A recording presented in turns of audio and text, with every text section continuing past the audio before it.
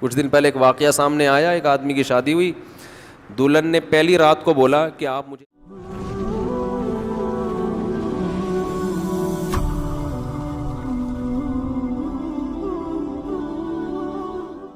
وَلَا يَحِلُّ لَهُنَّ أَن يَكْتُمْنَ مَا خَلَقَ اللَّهُ فِي أَرْحَامِهِنَّ، اللہ نے عورت کو حکم دیا، مسلمان عورت کو، کہ اگر تمہیں طلاق ہو جائے تو تمہارے پیٹ میں اگر حمل ہے، اس حمل کو، اس پریگننسی کو تمہیں چھپانے کی اجازت بولیں نہیں ہے، اگر تم اللہ اور آخرت پر ایمان رکھتی ہو۔ یہ بھی ہوتا ہے آج کل،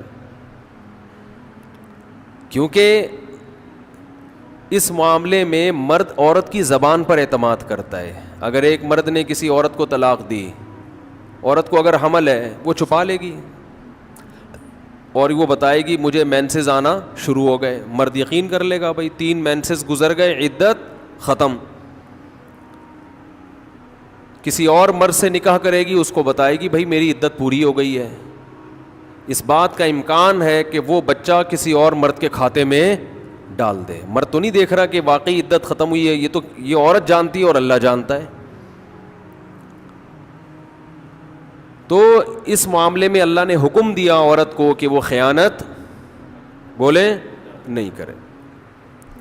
مردوں کو اللہ نے حکم دیا کہ جب بھی کسی عورت کو تم طلاق دو گے تو اس کا مال چھیننے کی تمہیں اجازت نہیں ہے۔ لا يحل لكم ان تأخذوا مما آتيتموهن شيئا، جو کچھ اس کو دیا ہے نا شادی سے پہلے، ایک دھیلا بھی واپس لینے کی اجازت بولو نہیں ہے۔ آج جہیز بھی جو وہ اپنے گھر سے لائی ہے نا وہ بھی ہتھیا لیتے ہیں، اپنے دیے ہوئے گفٹ تو واپس لیتے ہی ہیں، جو وہ اپنے گھر سے لائی ہے وہ بھی ہتھیا لیتے ہیں۔ یہ سارے قرآن کے احکام ہیں جس کی آج دھجیاں اڑائی جا رہی ہیں، کیونکہ ان احکام کا لوگوں کو علم ہی نہیں ہے۔ لوگ محرم میں کربلا، ربیع الاول میں جو مخصوص بیانات ہوتے ہیں وہ، یعنی سیزن وائز چل رہے ہوتے ہیں ہم لوگ۔ جو پریکٹیکل لائف ہے ہماری، عملی زندگی ہے، جس کے لیے پیغمبر صلی اللہ علیہ وسلم کو بھیجا گیا معاشرے کی اصلاح کے لیے، اللہ کے حقوق سکھانے کے لیے اور ایک دوسرے کے حقوق سکھانے کے لیے، اس پریکٹیکل لائف کی طرف ہماری توجہ نہیں ہے، ہم دوسری چیزوں میں زیادہ لگ گئے ہیں۔ بس وہ جوشیلی تقریریں، لوگوں کو رلانا دھلانا، یہ کام رہ گیا ہے بہت سو کا، سب کا نہیں۔ اہل حق ہر دور میں رہیں گے۔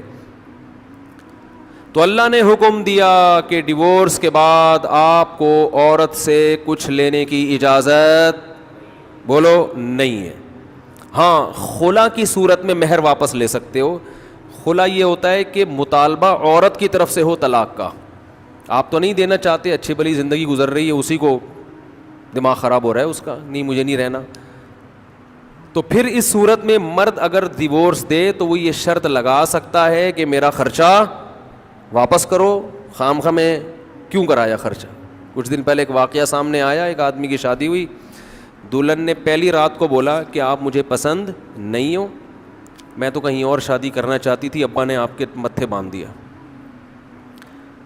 حالانکہ 6 مہینے سے تیاریاں چل رہی ہیں اب کیا گزرے گی اس آدمی کے اوپر؟ تو خیر اس نے تو اٹھا کے پٹخنا ٹھکائی لگانا شروع کر دی، کمبخت ایک میسج کر دیتی کہ میں راضی نہیں ہوں، میرا خرچہ کرا دیا، اب پہلی رات کو بول رہی ہے کہ نئی ٹھکائی لگانی چاہیے تھی، میں نہیں کہہ رہا، لیکن اس نے لگائی ٹھکائی، غلط کیا اس نے۔ تو ایسے موقع پہ بھائی ٹھیک ہے اپنا راستہ لو، میرا خرچہ واپس۔ اب کون رکھے گا ایسی صورت میں؟ چاہتی کہیں اور تھی بھائی تو چاہتی تھی بھی اگر کہیں اور، تو اب بتانے کی کیا ضرورت ہے؟ ہر بات بتائی تھوڑی جاتی ہے، بولو بھائی دل میں بولو چاہتی تو تھی لیکن چلو ہو گئی، اب اسی کو چاہنا شروع کر دیں گے آہستہ آہستہ۔ گدھا بھی اگر آپ پال لینا تھوڑے دنوں میں اس سے بھی محبت ہو جاتی ہے، تو پورا 2 ہاتھ 2 پاؤں کا انسان ہے، تھوڑے دنوں میں اچھا لگنے لگے گا، یہ سوچ کے صبر کر لو۔ پوری رپورٹیں پیش کر رہی ہیں اس کو پوری رپورٹ۔ تو ظلم وہاں سے ہو، مطالبہ وہاں سے ہو، تو پھر آپ واپسی کا، مہر کا واپس مطالبہ کر سکتے ہیں، بھائی جو مہر دیا واپس دو۔ یہ بھی اللہ نے ان آیتوں میں حکم بیان کیا. ایک حکم اللہ نے یہ بھی بیان کیا کہ اگر رخصتی سے پہلے طلاق ہو جائے تو پورا مہر نہیں دینا پڑتا بلکہ آدھا مہر دینا پڑتا ہے. 1,00,000 روپے مہر رکھا گیا تھا, آپ ابھی رخصتی ہوئی نہیں, آپ نے ڈیورس دے دی, تو پورا مہر نہیں ہے بلکہ آدھا مہر ہے. اس میں اللہ نے ترغیب دی ہے کہ مرد پورا دے دے تو اچھا ہے, اور عورت کو ترغیب دی ہے کہ آدھا بھی معاف کر دو تو اچھا ہے. ترغیب دونوں کو دی جا رہی ہے, چھوڑو بھائی, لیکن حکم بیان کیا جا رہا ہے کہ مرد کو آدھا دینا پڑے گا اگر وہ مطالبہ کرے. اور اللہ نے اہم حکم یہ بھی بیان کیا کہ جب عورت کو طلاق دو تو جہاں وہ طلاق کے بعد نکاح کرنا چاہتی ہے اس کے نکاح میں رکاوٹ مت بنو, کباب میں ہڈی بننے کی کوشش مت کرو. یہ بھی زمانے جاہلیت میں ہوتا تھا اور آج بھی ہوتا ہے. فلا تعضلوهن ان ينكحن ازواجهن, اگر تم نے چھوڑ دیا ہے اس کو. عرب اس کو غیرت کا مسئلہ بنا لیا کرتے تھے کہ ہم نے چھوڑا ہے تو اب ہم کہیں اور اس کی شادی نہیں کرنے دیں گے. ہمارا معاذ اللہ یوں کہتے تھے تھوکا ہوا مال, جیسے آج بھی لوگ کہتے ہیں ہم نہیں کہیں اس کو نکاح کرنے دیں گے.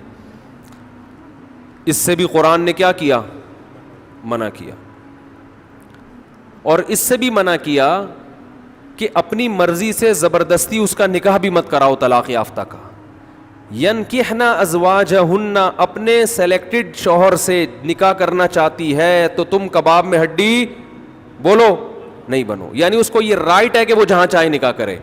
یہ بھی خرابی ہے آج کل بعض علاقوں میں, یہ خرابی ہے کہ بیوہ کو یا طلاق یافتہ کو نکاح تو کرنے دیتے ہیں, لیکن بعض علاقوں میں دستور ہے نکاح ہمارے ہی خاندان میں ہوگا, آپ ہمارے خاندان سے باہر نہیں جا سکتی. اس کو بھی قرآن نے کیا کیا, بولو ختم. نکاح بھی سے بھی نہیں روک سکتے, اور نکاح بھی وہاں ہوگا جہاں آپ نہیں بلکہ یہ چاہے گی. اس میں اللہ نے عمر کی کوئی قید نہیں لگائی. 40 سال کی بیوہ یا طلاق یافتہ ہو, 50 سال کی ہو, 55 سال کی ہو, یہ تمہارا ہیڈ ایک نہیں ہے. تمہیں زیادہ ٹینشن لینے کی ضرورت نہیں ہے. لوگ بڑی ٹینشن لے رہے ہوتے ہیں کہ تمہیں ضرورت کیا ہے, اب 4 بچے ہیں تمہارے, 5 بچے ہیں, اس عمر میں تمہیں شادی کرتے ہوئے شرم نہیں آتی. چھوڑو بھائی, کیا ضرورت ہے. تو اللہ فرماتے ہیں کہ تمہیں اس ٹینشن لینے کی ضرورت بولو یہ اس کا ہیڈ ایک ہے, یہ تمہارا ہیڈ ایک نہیں ہے. جیسے کوئی 4 شادیاں کر رہا ہے تو اس کا ہیڈ ایک ہے نا, آپ کا ہیڈ ایک تھوڑی ہے یہ. آپ پتہ نہیں کیوں پریشان ہیں, مفتی صاحب کو کیا ہو گیا, وہی ان کا ہیڈ ایک ہے, آپ کا ہیڈ ایک نہیں ہے. یہ میں اپنی بھی درمیان میں لگا دیتا ہوں نا. تو ہر ایک کے ہیڈ ایک ہم نے پالے ہوئے ہیں, وہ یہ کیوں کر رہا ہے, وہ یہ کیوں کر رہا ہے, وہ کم عمر سے شادی کیوں کر رہا ہے, وہ بڑی عمر سے شادی کیوں کر رہی ہے, یہ ہوتے ہیں نا لوگوں کے مسائل. اس نے یہ کیوں کر لیا. ایک خاتون نے مجھے بتایا کہ وہ ایک دفعہ بیوہ ہوئی, اللہ کی قدرت دوبارہ شادی, دوبارہ بیوہ ہو گئی. تیسری دفعہ جب ان کی شادی ہو رہی تھی لوگ مذاق اڑا رہے تھے, بس کرو یار 2 دفعہ بیوہ ہو گئی, اب آرام سے بیٹھو. اب وہ بیوہ تو کوئی بھی ہو سکتا ہے, جوانی میں بھی عورتیں بیوہ ہو جاتی ہیں. تو اب دیکھو لوگوں کو تکلیف ہو رہی ہے, بھائی یہ اس کا ہیڈ ایک ہے. اچھا لوگ اس سے شادی کرتے ہوئے ڈر رہے تھے ان سے کہ میں بھی بیوہ, پھر میں نہ مر جاؤں. تو اس سے کوئی تعلق نہیں ہے. ہو سکتا ہے 2 دفعہ بیوہ ہونا تقدیر میں لکھا ہو, 3 دفعہ نہ ہو. یہاں مجھے وہ چٹکلا یاد آتا ہے, وہ ایک آدمی نے, ابے چھوڑو چٹکلوں کو, ابھی قرآن کو فوکس کرتے ہیں. آخر میں چٹکلے ہونا یہ صحیح ہوتا ہے, درمیان میں ہی آ جائیں تو پھر سارا موضوع چینج ہو جاتا ہے. اتنے اچھے احکام بیان ہو رہے ہیں قرآن کے, آگے اس کو آپ نے لوگوں کو بتانا بھی ہے. تو اللہ نے حکم دیا کہ طلاق کے بعد ایک دھیلا واپس نہیں لینا. خلا کی صورت میں لے سکتے ہو, مگر خلا بھی شوہر کی رضا سے ہوتا ہے, یک طرفہ نہیں ہوتا, یاد رکھیں. دوسرا کام تم نے کیا کرنا ہے, اس کو کہیں اور نکاح سے روکنا نہیں ہے. تیسرا کام یہ کرنا ہے, نکاح بھی وہاں کرنا ہے جہاں وہ چاہتی ہے. تمہاری مرضی نہیں مسلط ہوگی, اس کی مرضی چلے گی. اور اگر پرانے شوہر سے نکاح کرنا چاہے اور 2 طلاقیں ہوئی ہوں تو وہاں بھی کر سکتی ہے, کیونکہ آیت کا ایک شان نزول بھی ہے. ایک صحابی نے اپنی بہن کا نکاح کسی صحابی سے کرایا, تھوڑے دنوں میں طلاق ہو گئی. طلاق ایک تھی, عدت ختم ہوئی, نکاح ختم. اب تھوڑے دنوں کے بعد دوبارہ ان دونوں کا دل چاہنے لگا کہ ہم آپس میں کمپرومائز کر لیں. ہوتا ہے وقتی طور پر اختلافات بہت زیادہ ہوتے آتے ہیں, جب دور رہتے ہیں تو آپس میں میلان ہونے لگتا ہے. لیکن وہ جو صحابی تھے نا جن کی بہن کو طلاق ہوئی تھی, انہوں نے کہا کہ اب میں اپنی بہن کا نکاح دوبارہ اس آدمی سے بولو نہیں کروں گا, اور کہا کہ یا رسول اللہ میں نے ان کی عزت کی, ان کو اپنی بہن نکاح میں دی, انہوں نے لڑائی جھگڑا کر کے طلاق دے کے میرے گھر میں بٹھا دیا اس کو, تو میں کیسے دوبارہ. یہ ایک ذلت محسوس ہوتی ہے نا انسان کو. قرآن میں اللہ نے آیتیں نازل کی کہ اگر وہ اپنے شوہر سے نکاح کرنا چاہتی ہے تو درمیان میں رکاوٹ مت بنو. لڑے بھی وہ خود تھے, اب جڑ بھی خود رہے ہیں. نہیں آ رہی بات. اس کو بھی لوگ غیرت کا مسئلہ بنا لیتے, سسر صاحب بنا لیتے ہیں, میرے داماد نے میری بیٹی کو طلاق دی ہے, میں تو نہیں واپس بھیجوں گا.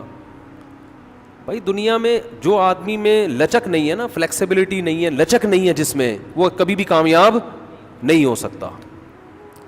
یاد رکھو یہ جو ہوتا ہے نا میں اصول کا پکا, بھائی اصول کا پکا ہونا تو اچھا ہے, لیکن یہ اصول ہی غلط ہے کہ جو کہہ دیا تو اس پہ قیامت تک قائم رہنا ہے. یہ اصول ہی غلط ہے. اصول یہ ہونا چاہیے کہ جب موقع کی مناسبت سے جو بات ٹھیک لگے گی اپنے آپ کو چینج کر لوں گا. یہ اصول ٹھیک ہے, اس اصول پہ پکے رہو, اور یہ نبی سے ہمیں ملتا ہے یہ اصول. حدیث میں آتا ہے ایک صحابی نبی کے پاس آئے, مجھے صدقہ چاہیے, یہ چاہیے, وہ چاہیے. آپ نے فرمایا اللہ کی قسم تم پر خرچ نہیں کروں گا میں. وہ چلے گئے, آپ نے دوبارہ بلایا, فرمایا ان پہ صدقہ کرو, دے دو. وہ پریشان, یا رسول اللہ آپ نے تو قسم اٹھائی تھی کہ میں آپ کو نہیں دوں گا. آپ نے فرمایا من رأى علی یمین فرأى غیرہا خیرا منہا فلیکفر عن یمینہ, کہ جو شخص کسی بات پہ قسم اٹھا لے, جائز بات ہو, کوئی اگر حرام پہ قسم اٹھائی وہ تو بچنا لازم ہے نا, کہ میں گناہ نہیں کروں گا, وہ تو ویسے ہی حرام ہے. جائز کام, صدقہ تو جائز ہے نا, بلکہ ثواب ہے. فرمایا کوئی کسی جائز کام پہ قسم اٹھائے, پھر بعد میں اس کو خیال ہو کہ مجھے قسم توڑ دینی چاہیے, اس کا مائنڈ کیا ہو گیا چینج, تو اسے چاہیے قسم توڑ دے اور کفارہ ادا کر دے, اس قسم پہ قائم بولو نہ رہے. قسم پہ جب قائم نہ رہنے کا حکم ہے تو بغیر قسم کے میں نے جو بول دیا بس وہ پتھر پہ لکیر بن گیا, یہ تو پاگل اور گدھے ہونے کی علامت ہے. قسم بھی اگر کھا لی ہو تو بھائی اس وقت یہ خیال تھا کہ نہیں دینا, اب زمینی حقائق کہہ رہے ہیں کہ اس کو دینا ہے, تو اب قسم توڑو, کفارہ ادا کرو اور دے دو.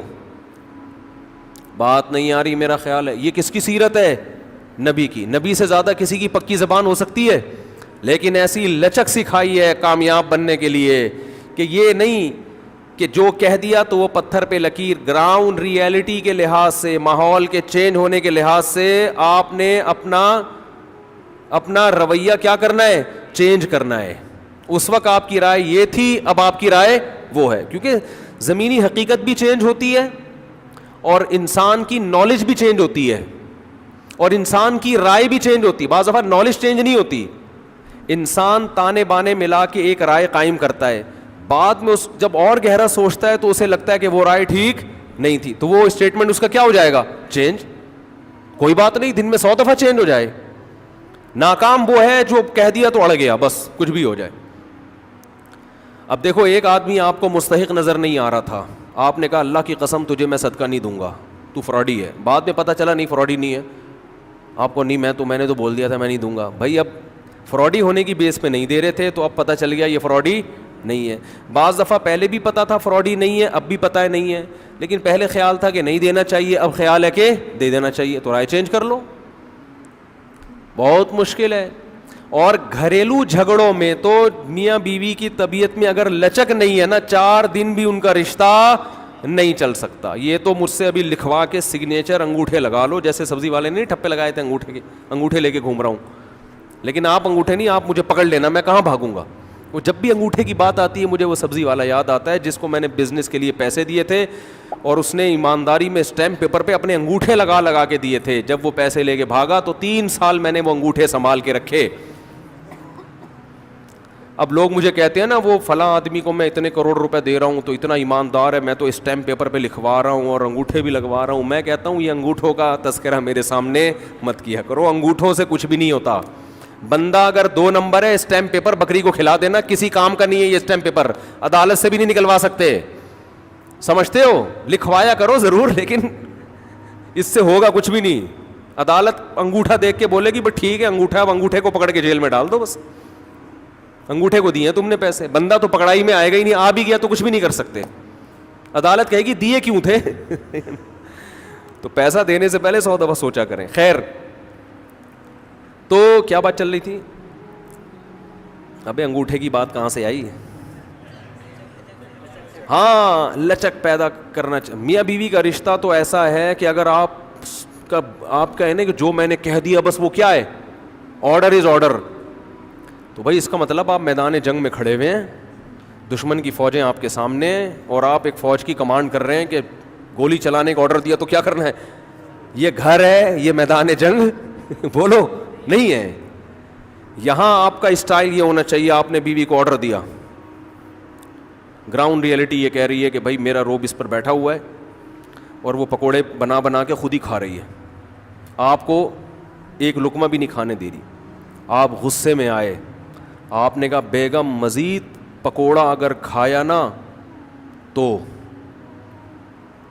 گراؤنڈ ریئلٹی کہہ رہی ہے کہ اس دھمکی سے یہ پکوڑے کھانا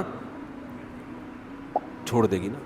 لیکن آگے اس کا ایٹیٹیوڈ آپ نے دیکھا، اس نے کہا تو کیا کر لے گا، فوراً وہ کرچھلی اٹھائی، تو کیا کر لے گا، فوراً لچک پیدا کرو. بولو تو صبر کروں گا اور کیا کروں گا. یہ کامیاب، یہ گھر کیا کیسے چلے گا، یہ رشتہ جوڑا رہے گا. اگر آپ نے اس کا ایٹیٹیوڈ دیکھ کے، اس کی پیشانی پہ سلوٹیں دیکھ کے اپنی دھمکی کو واپس نہیں لیا تو یہ گھر کیا ہوگا، پکوڑے تو کھا لو گے آپ لیکن آپ کے بچوں کی ماں مارکیٹ سے شارٹ ہو جائے گی. تو اس میں گھر کے اندر کا اصول لچک. کامیاب آدمی وہ، ہاں ناقابل برداشت کوئی معاملہ ہو جائے تو ایک الگ بات ہے. تو اللہ نے کیا حکم دیا کہ اگر ڈیورس ہو گئی ہے پھر دوبارہ ملنا چاہتے ہیں تو کباب میں ہڈی بولو مت بنو، ملنے دو ان کو، کوئی مسئلہ نہیں ہے. ہاں یہ قرآن نے کہا ہے کہ اس شرط میں ملیں کہ ان کا اپنے بارے میں یہ خیال ہو کہ دوبارہ وہ جھگڑے نہیں کریں گے. ایسا نہ ہو ملتے پھر وہی ٹینشنیں شروع کر دیں. اب دوبارہ اپنی اصلاح کر کے آئیں کہ بھئی اب ان ماضی کے قصوں کو چھیڑنا نہیں ہے. لیکن یہ ایک یا دو طلاقوں کے بعد ہے، 3 طلاق کے بعد نہیں مل سکتے جب تک کہ کہیں اور نکاح نہ ہو جائے اس کا. تو خیر، قرآن مجید میں اس میں اللہ نے یہ بھی حکم دیا.